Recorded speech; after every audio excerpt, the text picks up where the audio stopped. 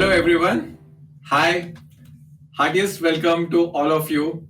A very good evening, a very good Sunday evening to all the students, parents, and teachers who are all joined us for this wonderful, wonderful session on Vedantu. So, I welcome you all to Vedantu. Hope you are all having a lovely time and in great spirits. Well, we are just going to make those spirits even more lively as we kick off our Master Talks with Achievers session, the first ever episode on Vedantu. I welcome each one of you. I already see thousands and thousands of, in fact, tens of thousands, almost going to cross a lakh of students already on Vedantu. And I welcome again all the students, parents, and teachers for joining us tonight. So let's kick off this session. So again, welcome to all of you. Vedantu, as you all know, is a pioneer in live online tutoring. We have been leaders in this space. Through multiple innovations, we introduced our live learning platform, Wave, on which right now all of you are taking this session.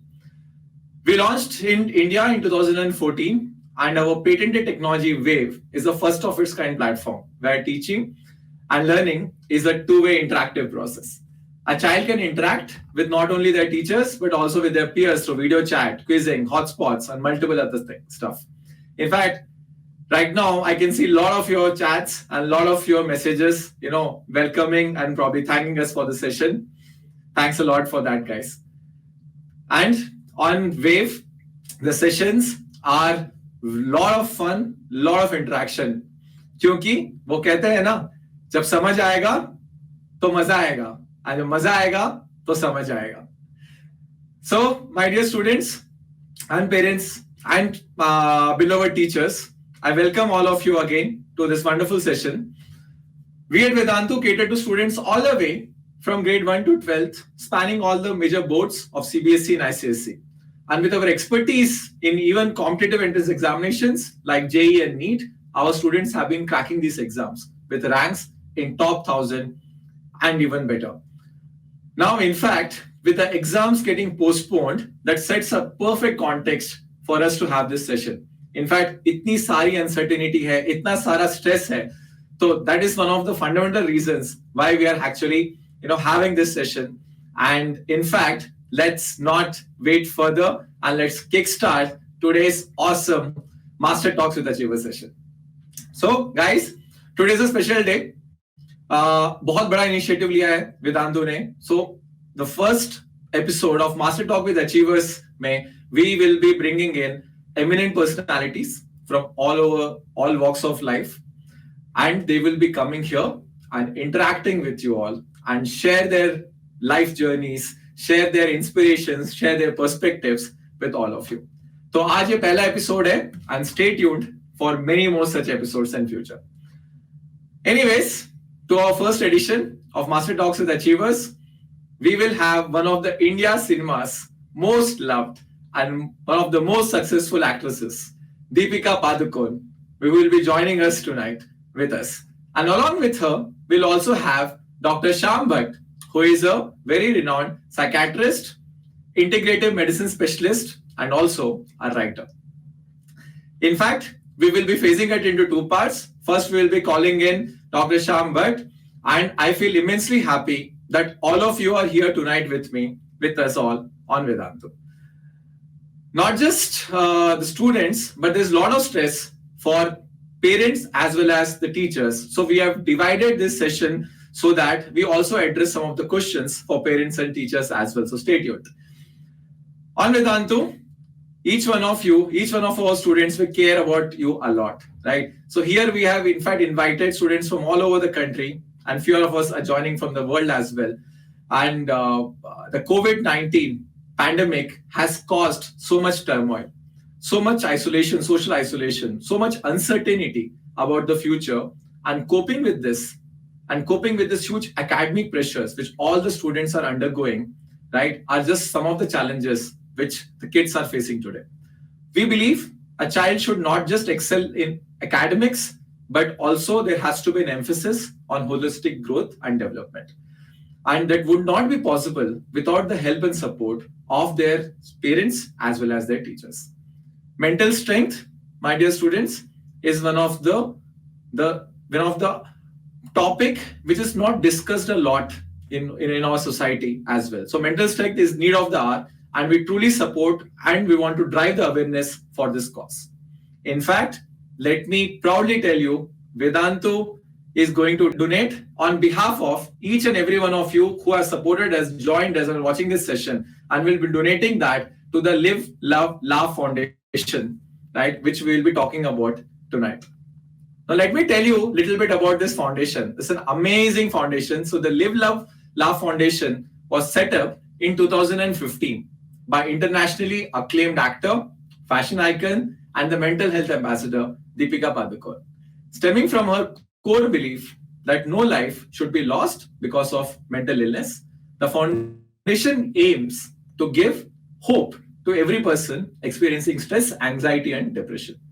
With clutter breaking campaigns, very innovative programs and initiatives, and Deepika's own global stature and deep commitment to this cause that has created incredible message resonance. The foundation's work has, in a meaningful and powerful way, redefined and the mental health narrative in India. So, guys, let me not take much of the time, and I would love to welcome our first guest of the day, Dr. Shyam Bhatt, who is a trustee of the Live, Love, Laugh Foundation and a psychiatrist, integrative medicine specialist, and a writer. Dr. Bhatt has a rare combination of postgraduate training and American board certification in two specialties: psychiatry from the American Board of Psychiatry and neurology and internal medicine from the American Board of Internal Medicine. Let's get to know his expert views on the current scenario and its effect on children, parents, and teachers. We welcome Dr. Bhatt to this session. So let us just wait till Dr. Bhatt joins in. So I think now I have Dr. Bhatt on the session. Hello, sir. Hello, Dr. Bhatt. Welcome to the session on Vedantu. Hi, Vamsi. How are you doing, Dr. Bhatt, tonight? Thank you. It's a pleasure to be here. Great. Pleasure is ours, sir. Everyone over here is very eager to hear your views. So let me just directly kick off. And some of the questions which have been asked repeatedly, I'll ask one of the questions, sir. As a mental health professional yourself, what are the implications of this pandemic that you are seeing in your practice for children and adolescents and also for others? Would just love to get your views on the same. Well, the world hasn't seen anything like this for at least 100 years. This is an unprecedented time. And when we go through unprecedented times which cause a lot of change, it causes stress. And, so many parts of people's lives have changed. There's so much stress. Some people are worried about getting the illness or one of their loved ones getting it. Some people are, obviously because of lockdown, people are more isolated, more loneliness. There's uncertainty about jobs and economy and finances and all of that. So, obviously this is a difficult and stressful time for people from all age groups from all over the world. And particularly, as you said, children and adolescents also, while they are safe to some extent from the virus, meaning they don't often get severe infections, they're not safe from the mental health effects of it, unfortunately, because look at our children's and our college students' lives today, right? Every part of their life has changed. You can't go to the playground and play. You can't go to the mall with friends. You can't watch movies. You have to do online schooling. You're socializing online. So you're looking at the screen more, So all of this is causing stress. It's causing postural problems for a lot of people, neck pain, back pain, headaches, eye strain, and all of that because you're looking at the screen a lot, right? And then often, sometimes adolescents may start eating junk food because, you want to do something exciting in lockdown. And so sometimes you order a pizza, which is, if you keep doing that, that's not healthy. Then you might play, some video games. You might be on your PUBG or something late at night. You're not sleeping, right? So all of this, and then there's uncertainty about education also, right? I mean, what will happen, exams and results and job prospects and all of this. So definitely a tough time for children and adolescents and people from all age groups. But, there are things that we can do to keep our mental health up and to manage our stress well during this time. Sure. And, of course, I'll talk about that in a bit. True. I mean, very aptly said, Dr. Bhatt. And in fact, this thing isn't going in away anytime soon. So I think, as you rightly said, this is a real problem, and we need to confront this head on, and we need to think about this as a new reality. And we should not now think about, okay, this might pass, but probably no, this is here going to stay. And then we need to have strategies. How do we tackle with this? Very aptly said. And in fact, on that note, Dr. Bhatt, I would love to get your views on, the role of the parents. Like, what do you think? What do you think the role of the parents in this current situation, especially, and what we can, what role can they play in supporting their children at this time? Given that they themselves are going through so much stress, Yeah. given their own environment in job and their work-life balance and other priorities in life. So what would you suggest? Because a lot of parents right now, Dr. Badr, are attending And this to session. all the parents, I want to first say, you are doing probably a good job under the circumstances. The first thing I want to say is, like, don't put so much pressure on yourself, because as you said, there's so much pressure on parents. You have to work from home now, right? So that's there. You're trying to manage your kids. You're helping them with their school. Then on top of it, those of us who had home help coming many times, that's not there. So you're doing more housework, and you may be worried about your own job and so on. So I empathize. It's not, and I'm starting by saying it's not easy, because a lot of parents I meet try to become perfectionistic. Like, I have to do everything perfect. And I want to say, listen, first be kind to yourself also as parents, because you have to take care of your own health to take care of your kids' health. Children actually respond quite a bit to the parents' emotions. Parent is stressed, child is stressed. Even if the parent doesn't, looks happy, but inside they're stressed, the child will sense that. So it's very important for the parent to every day do that yoga, pranayama, take time, make that space between work and life. You know, because you're working at home, a lot of times there's no separation between your home and your office, right? True. And you need that space, because remember, when we went to office in the old days, even if you're working late, you're leaving the office. That means my work is done, more or less. At least, okay, at the most, they'll send me a WhatsApp, but at least my major work is done. Today, when does that stop? You know, this is a problem. So people need to have that distinction between work and home. Take care of their kids and themselves. Set some structured time so that they can spend time in a balanced way, and also have the kids participate a little bit more in the house.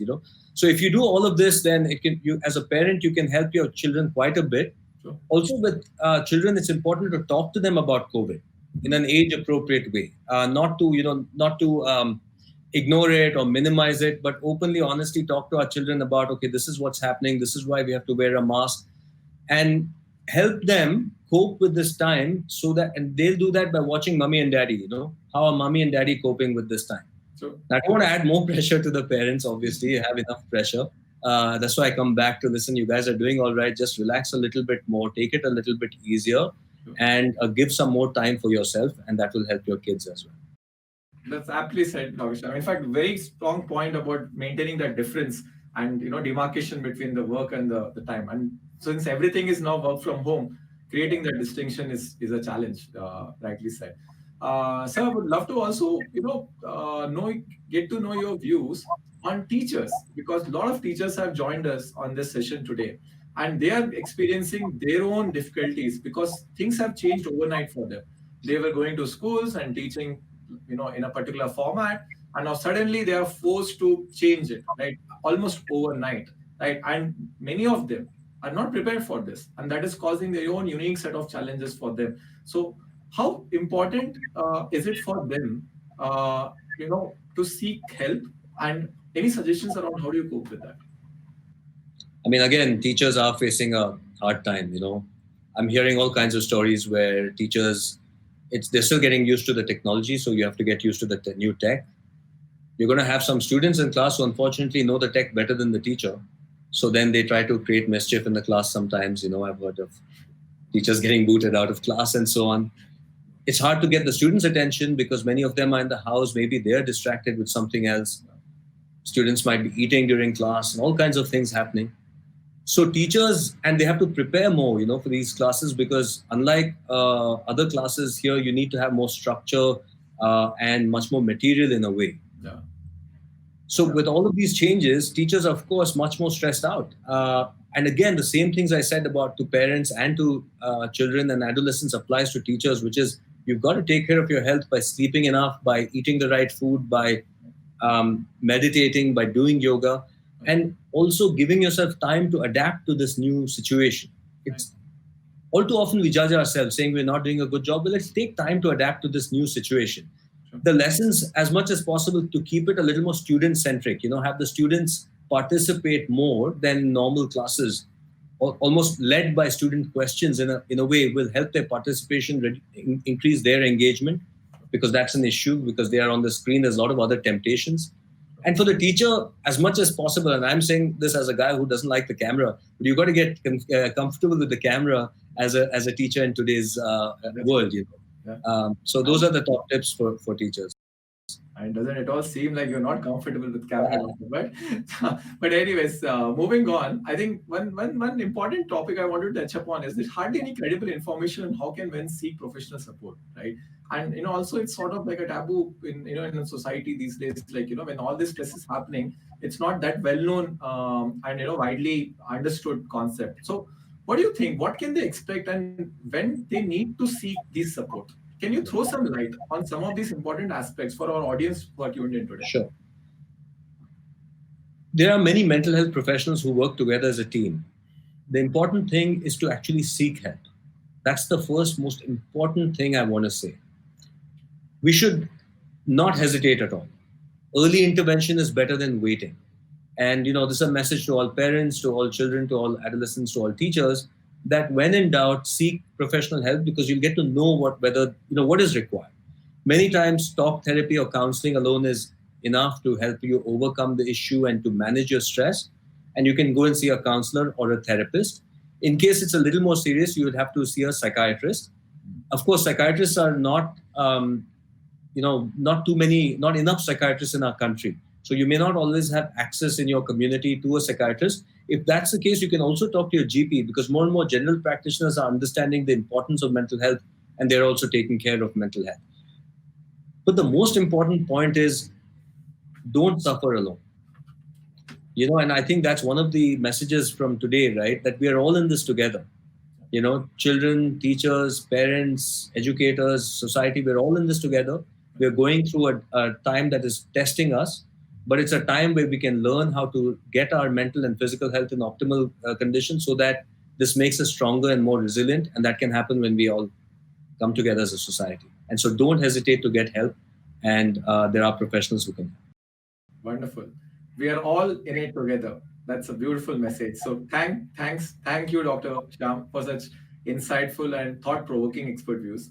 I'm sure your views would have made a difference to all the students, parents, and teachers who have tuned in today. Thanks a lot, sir. Lovely to have you here. Thank you. Pleasure.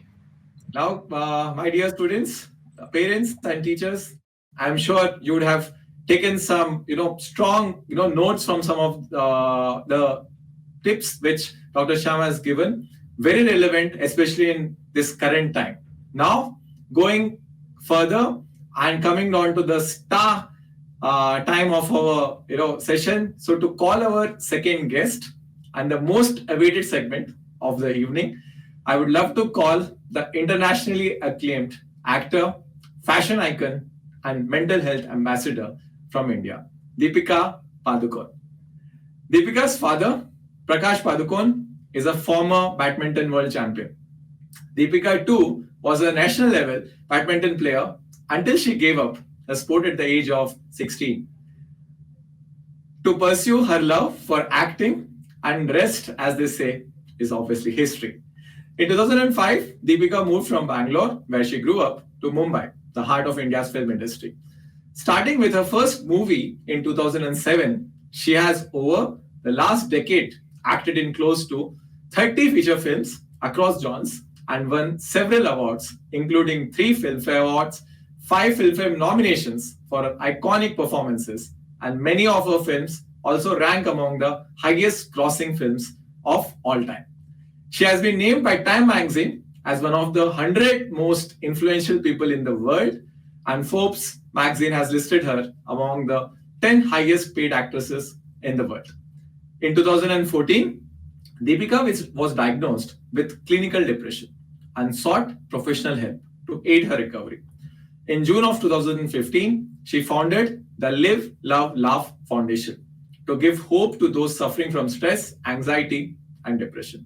She recently received the Crystal Award at the World Economic Forum in Davos for leadership in raising mental health awareness. Deepika has been touted as one of the India's cinema's most loved and successful actresses till date, and her achievements have made her one of the country's biggest role models for the youth in recent times. With her talent, commitment, dedication, discipline, and hard work, Deepika Padukone has already achieved iconic status, even though her journey has only just begun.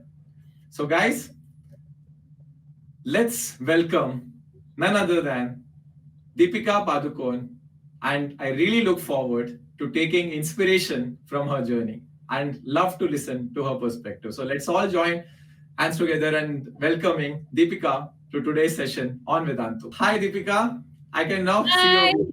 So Deepika, I'll just repeat this thing. So in fact, what we did was talking about those memories. We asked our students to see which one of them is your super fan. So this is interesting. So Okay. we asked few questions, and I'll also tell you what did they answer, and we'd Okay. love to hear your true answer to that. Oh So, God. Okay. so the first question we asked was, when would Deepika start studying for an exam during her school days? Okay. Now the answers are pretty But interesting. you know, my mother's watching this, and she's going to know that if I lie, she's going to know. So you'll love this answer. So 10% of the students felt that you studied 24 hours before the exam. Okay. 60% of them said that you studied 1 week before, and 30% of them said you studied 1 month before the exam. Oh my God. So Deepika, which one is it? Um. Okay. Well, the right answer is all three, to be Uh-huh. honest. Because I think it really depended on the subject. And I had to put my mind to it. Like I had to start telling myself 1 month before that, oh, exams are coming, I have to study. So I would start the process, but I wouldn't last more than 15, 20 minutes. Every time I sat at a desk and opened my textbook to study, within 15 or 20 minutes, I would start feeling sleepy. So I'd say, okay, I'll do a little bit today, and oh, I still have, like 1 month left, and then, try again the next day. So the process would begin, but I think the real studying was literally 24 hours before or 12 hours before, when you have no option, and everything that I can just sort of mug up. I think my style was just mugging up and just remember as much as I can, and go and sort of just pour it out onto the exam paper, whatever little I can remember. So it is a little bit of both. Very interesting. I think that's completely relatable. I can completely relate to that. I am sure with so many students out here would as well. Another very popular question, Deepika, we received, and I guess everyone would love to know the answer to this. So the question we asked was, while growing up, what did you aspire to become? Right, and let me just spell out what the answers we received. 45% of the students felt you wanted to be an actress. 15% felt you wanted to be an interior designer. I don't know where that came from. 40% felt you wanted to be a sports person. Ooh, okay. Uh, so actually, the right answer is the second one, Oh wow. interior designer. I mean, when I was a kid, by default, I became a professional badminton player. Yeah. So that's something I did, but it's not something that I was really passionate about. Of course, and I'm sure we'll cover that at a later stage about the role that sports has played in my life. But it's not something that of course, I think I did decently well at it, but at the same time, it's not something that I wanted to pursue. I guess if that was the case, I'd be an athlete today. But interior designer is something I really wanted to do. I'm really passionate about just doing up the house, and yeah, I'm excited about interior. So that's something I seriously considered when I was in the 10th standard, and also researched some universities that could teach it as a course, and so on. So B is the right answer. That's pretty deep. I never knew that. That's Yeah. pretty surprising. Mm. Do you still take time out for doing some of that, especially during this time lockdown? Yes, during lockdown. And of course, I started working at a very young age. As soon as I finished and for everyone who's watching this, I'm not going to lie about my education. I've only finished my 12th standard. And so, and then after that, modeling and then acting. And I always felt like, of course, my parents did want me. I think ideally they would have liked me to have at least a degree. And I remember them saying that, you need to have at least a degree, because at least you'll have something to fall back on if your professional career doesn't take off for whatever reason. Um, but having said that, I think I was very lucky. I started modeling at a very young age, and I started working at a very young age. And so I moved out of the house when I was already like 18, 19. And since that time, I've lived alone. I've lived on my own. And I've always had to, whether it was first I lived with family when I was in Mumbai, and then I moved into a rented apartment. And many years later, I bought my own apartment. So through that journey, of course, at every stage, of course, you're proud of the fact that, you are independent, and that, so every sofa, every chair, every spoon, every utensil, you're proud of, because you've managed to buy it from your hard work. And so, yes, and always there'd be an aesthetic element to it, which is, what color sofa, what color chairs, what color curtains. So I've always been home proud, and it continues even now. Even in the lockdown, I keep myself. My husband always says, he says, you can't sit quiet for 1 minute. I'll always have to find something to do around the house. So I'll finish my work, and if there's something around the house to do, I keep doing things around the house. So yeah, it's something I'm passionate about. Lucky him. That's completely relatable. That's something which is something. That's why you are a role model, because marks. As we also talk a lot about it with Antu itself, that marks is not everything, right? If you are passionate and if you have the courage to follow that passion, I mean, the personalities like you are the true examples of you doing that and then achieving greatness. We'll always talk about that Sure. a lot. Last question, Deepika, and this is my personal favorite, Okay. which is something is in everyone's mind, is how is Deepika spending time during the lockdown? So in fact, 35% of the students have said that you're spending time by reading books. 20% think you are experimenting with cooking, and a whooping 45% feel that you must be watching movies, catching up with all the movies you might have missed. So, Woo! और इसका सही जवाब है B or C, because I've also been trying to cook, and every night we dedicate a certain amount of time, and that's academic actually, and it's a coincidence that we're talking about that on this platform. For Ranveer and I both, of course, we like to watch movies and watch shows as an audience, but for us, it's also a learning, you know. To see different kinds of content coming out from not just from our own country but from different parts of the world as well. So it's a little bit of both.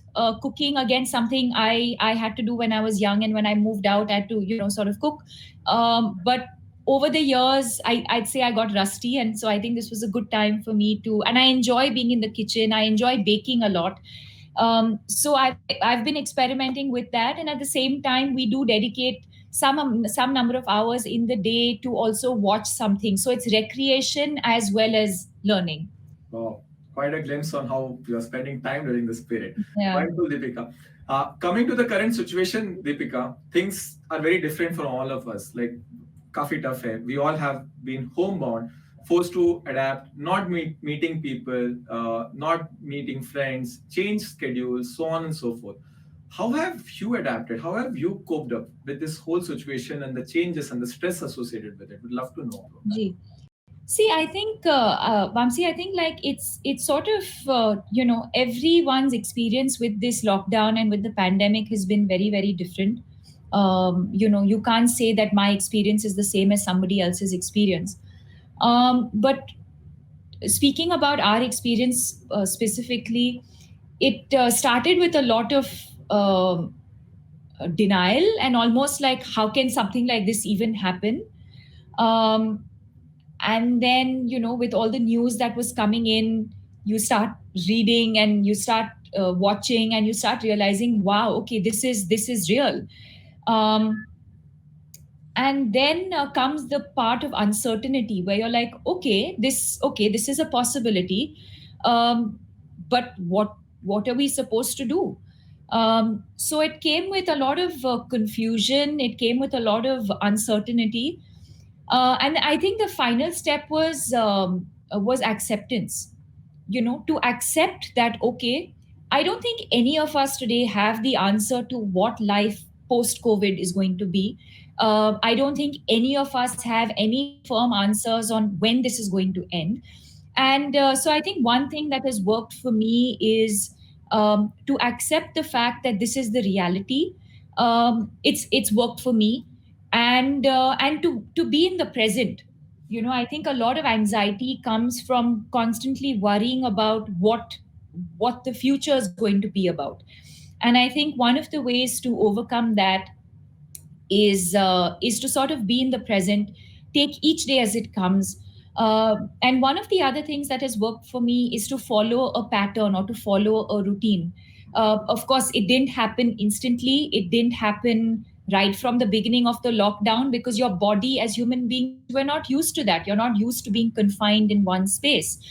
But as you start accepting and realizing that, okay, that this is going to go on for some time, to actually find the things that give you joy. And it could be different things. What gives me joy may not give somebody else joy. So you have to find individually what are those things that give you joy. And, like I said, following a routine really worked for me. So dedicating some number of hours for exercise, some number of hours for reading, some number of hours for cooking, eating, sleeping, watching something. And everyone, again, the patterns will be different, but I think following a pattern and routine is really what has worked for me. Very interesting. The very, very strong point around discipline. And I think all the students, especially, right, who are watching this, please do take a note of that, because that's really something which serves you not just in current time, but probably in life itself. Yes, In yes. fact, Deepika, now this other question is something which is it's serious, and thanks a lot for actually sharing with this with us. Some many years ago, you yourself experienced anxiety and depression and received professional support, following which you set up this wonderful Live, Love, Laugh Foundation. One of the programs of the foundation is You Are Not Alone. I'm very Yes, curious about this. This program is for adolescents, right? So I'm yes. very curious, why did you decide to focus on adolescents for this particular? Also because students and adolescents, they are our future generation. They are the first line of defense. It's like when you're in the younger classes, when they take you to a fire brigade on a day trip. How our teachers used to take us to a fire brigade to see how firemen work, or how you have sex education in high school. The same reason why you have maths classes, the same reason why you have physical education classes. It's the same reason, because it is at that age where you grasp the most. Your learning is at its peak. You're exposed to different things in your life. Um, Emotions and impressions are being formed and being set at that age. Um, and it's time that we looked at mental health the same way we look at our physical health. And it's time for us and for our education system to include the importance of mental health into the curriculum, uh, in order for our future generations to understand the importance of mental health, to understand the importance of why our emotional well-being or our emotional health is as important as our physical health. And so that's the reason. And it's a very, very simple course where we talk about, where I give an introduction, and then we talk about why mental health, what is the importance of mental health, what are the signs and symptoms in yourself or in the people around you, what is it that you can do if yourself or people around you, maybe your friend, or even for teachers for that matter, if a teacher notices unusual behavior in a student, for them to sort of be acquainted with what those signs and symptoms are, what do they need to do, because we truly believe that they are the future generation of our country, and they are the first line of defense. That's true. I think that's a very powerful thought, Deepika, because it's not just the physics, chemistry, and maths. Marks is important, but I think this aspect is something which is less understood. And I think, as Dr. Shah was himself telling, it's also a sort of like a taboo. Like people, Yes, really don't talk about it much. And yes, it's kudos to you and your organization for actually bringing this light. In fact, at Vedantu, Deepika, I would share with you, we also believe in not just academics, but a holistic development, and that's one of the absolutely, strong pillars on which a child's holistic development is to be built on. So, absolutely. kind of, especially teachers who are in this session, who are hearing this, I would love for you to get inspired and probably talk about this in your own classes. And Yes, absolutely. And in fact, even for teachers, teaching such young, impressionable minds is not an easy job, day in and day out. And you have, teachers have their own, parents have their own physical and emotional needs as well. So yes, we do talk about going to the gym, and everyone talks about, oh, I lifted this weight, or oh, I ran so much. It's in the same light. It's time we spoke about our emotional needs. Did you meditate? Have you slept enough? Have you taken care of your nutrition? So, like you said, um, physical health and emotional health need to be looked at as one, and have to be. And it's not just a transient thing. It's not something that one should do just in the pandemic, or just before exams. I think it's important to make it a part of your lifestyle, something that will help you in the years to come as well. Right, very, very nicely said. Deep thought. That definitely, Deepika. I think this talk itself would inspire a lot of the teachers, especially and the parents who are looking at this session, to focus on this. In fact, my next segment is on the questions we selected from the students themselves. Like, a lot Okay. of them are asking questions in the chats right now, and some of the top ones we have identified. In fact, there's Ravneet from Bhopal who has Okay. asked, very relevant to what we're just discussing. This question is: do marks really matter in life? Oh, wow. Well, I'm not going to generalize, and I know a lot of my studious friends as well who are very, very successful in life today. So I don't think it's right to generalize. But in my own personal case, clearly not. I think just the one thing my parents always said is just don't fail, you know. And that's what I work towards. And I think I'm very fortunate that even my parents, um, and of course, because failing a year comes with its own kind of stigma, it comes with its own sort of baggage. And I think everyone has a sort of different threshold for that. But for me personally, um, I didn't want to. I just wanted to get done with school. I didn't want to repeat a year. So that's the pressure I put on myself, and I said, okay.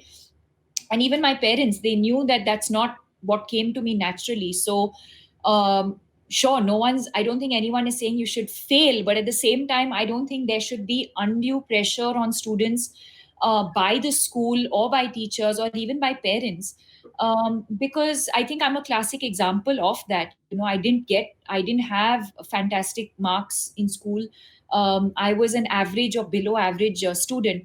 But like I said, I think the discipline of going to school, the discipline of making friends, social interaction, and the different kind of classes that we had in school. We had knitting and stitching and sports day, teachers day, all of that, event singing. So all of those things eventually shape who you become and shape your personality. So I think I wouldn't. I think that my point being that you shouldn't boil it down to just marks. I think it depends on your overall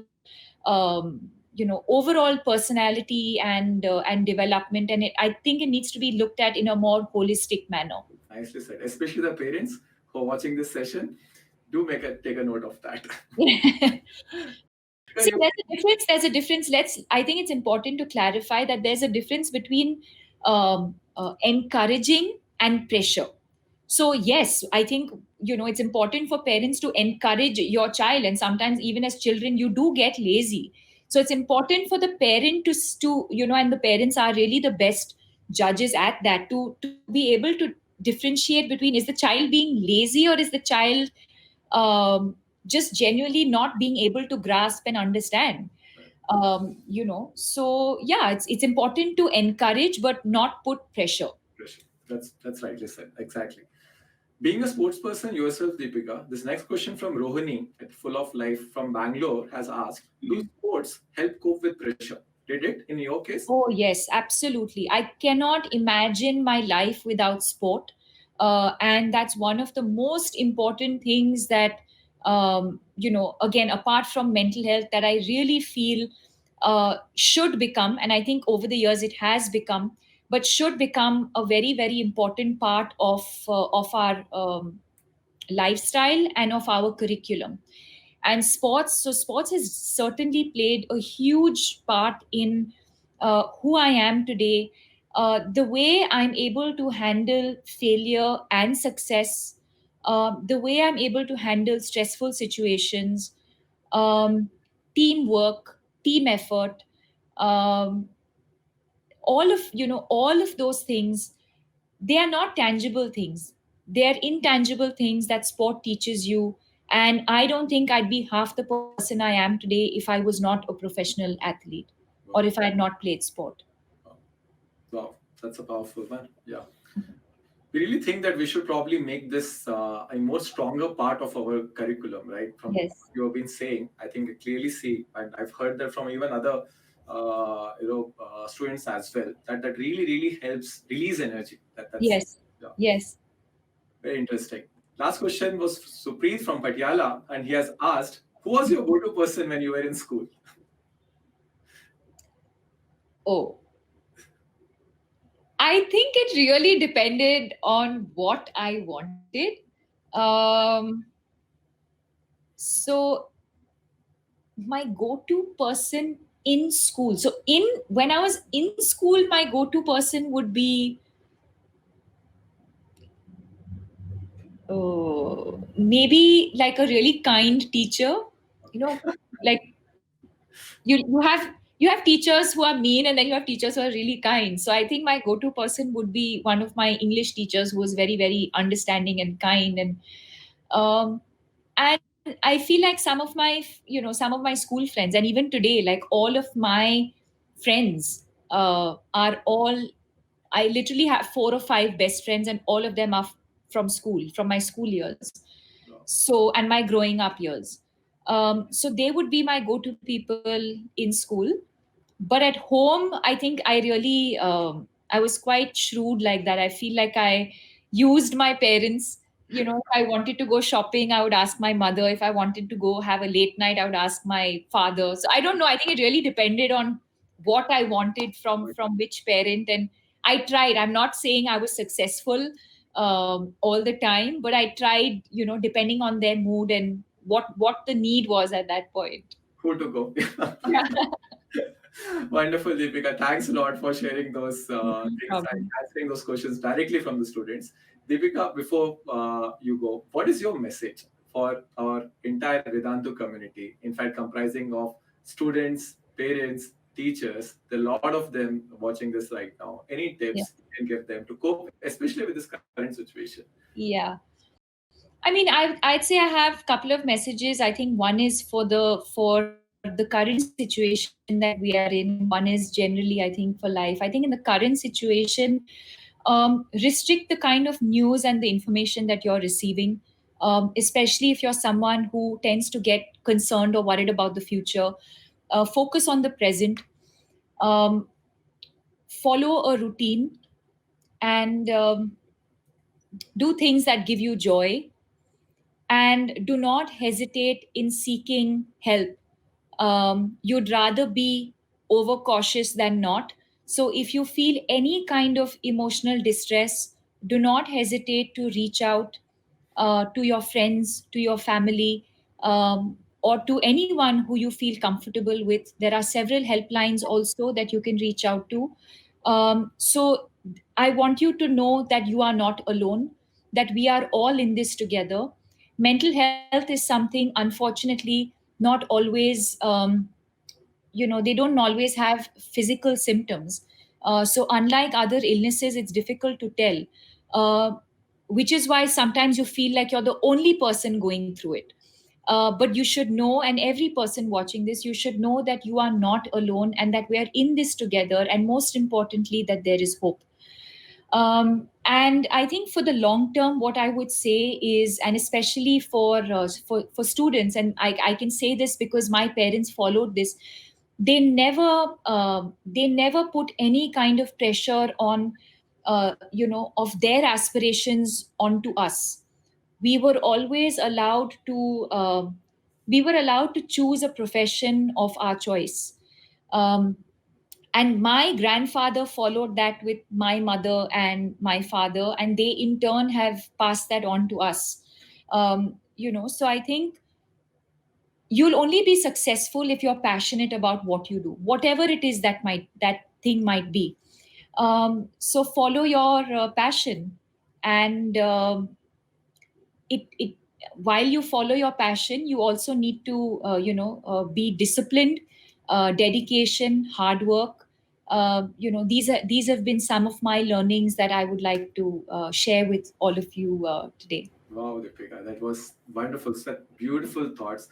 You are not alone. Reach out, Yes. and there's always hope. Such beautiful Yes. thoughts, and most importantly, I love the last part. Always follow your passion, but have discipline and dedication in it. Yes. That's Yes. that's really probably walking the talk. Really talked about clearly from your story. That's exactly what you have done, and we can see, all of us can see, like, how successful you are. And all the more reason, guys, all the students especially, take that as an inspiration. Marks are not the end of the life. Exams are not the end of the life. They are just things which, as Deepika said, teaches you some values in life which you carry, right? And everything is a competition, be it marks, be it probably becoming an actor, becoming a professional athlete. That's beautiful thoughts, Deepika. I mean, Thank you. but And I feel like everything that happens in your life, there is always a learning. There is always something to learn from any experience that we go through in our life. So even if it is a setback, even if it is an academic setback, I've failed in math so many times. But there's always a learning, and sometimes that learning doesn't happen instantly, doesn't happen in that time. It could happen 10, 15 years down the line. But I always believe that there is something to take away, or there is something to learn from everything that we are challenged with every step of the way. wonderful, Deepika. Dear Deepika, thanks a lot for Thank joining us, you. being with us, right, and Thank sharing. you. This was a lot of fun. I'm so glad we could do this, and I'm so glad that the rest of it went off so well. Thank you for giving me this opportunity to reach out to so many people, and congratulations on everything that all of you are doing. Thanks, Deepika. It's a pleasure to have you. And in fact, I'm sure all the students, parents, and teachers would have loved. I got, in fact, inspired from some of these things which you just shared. And I'm sure all the students and parents and teachers as well. It's a very, very important topic, guys, which Deepika touched upon today. And really hope that this triggers, our thinking about, the whole state about mental wellness and mental health. How do you think about that, right? Thanks, Deepika. Uh, Thank you. Thank you so much. Thank you. Thanks for joining us on Vedantu.